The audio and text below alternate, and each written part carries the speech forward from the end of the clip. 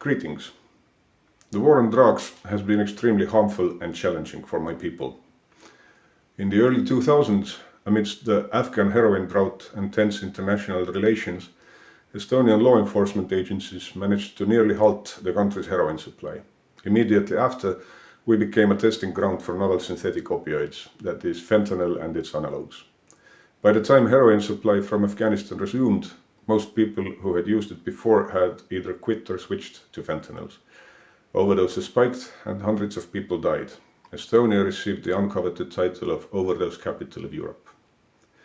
For more than 20 years now, we have been observing the progress of this tragedy that has been called an opioid crisis, or more aptly, overdose crisis, although I think toxic drug supply crisis is the clearest and most accurate term.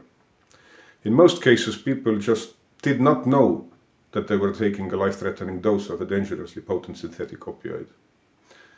In the US, the toxic supply crisis has now reached a level where a person dies of a drug overdose every 5 minutes.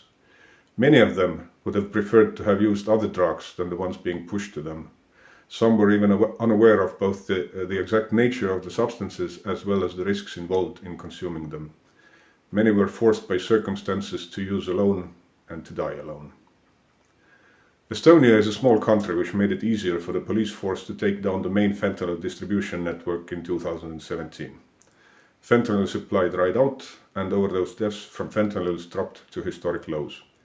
But our NGO predicted that this situation would not last long and warned the state to prepare for the next wave of novel drugs, bringing consequences we could not imagine at the time.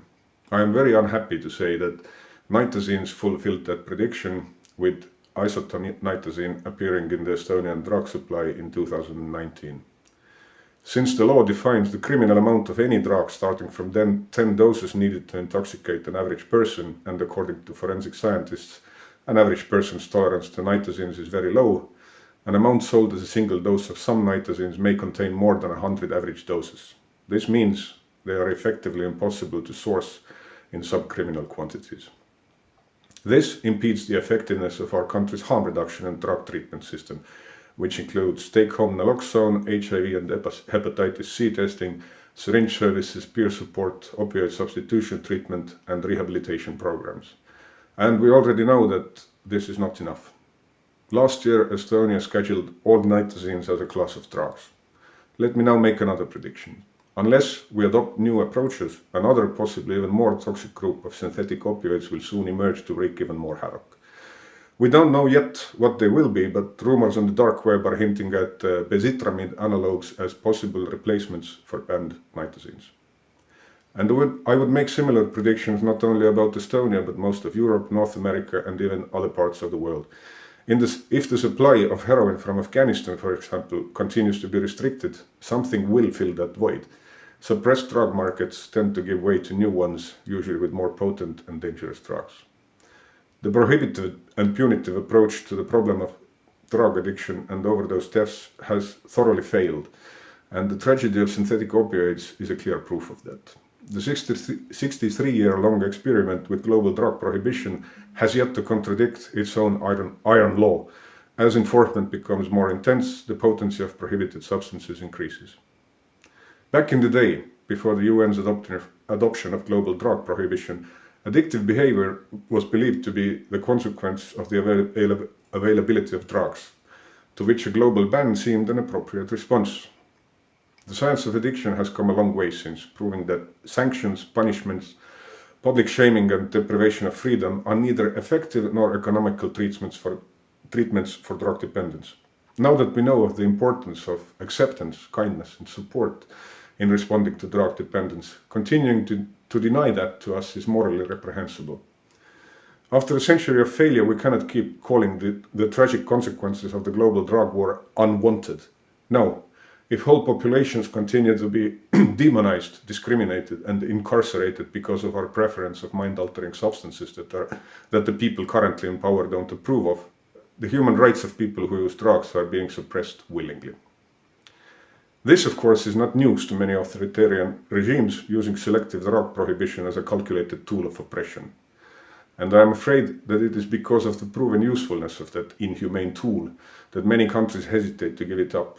But At the same time, I am cautiously hopeful that recent developments in local, regional and global drug policy, like the breaking of the Vienna Consensus at the CND this March, welcomingly in relation to the first mention of the term harm reduction in the CND resolution, will help us all make up our minds and take action to reach the right side of history.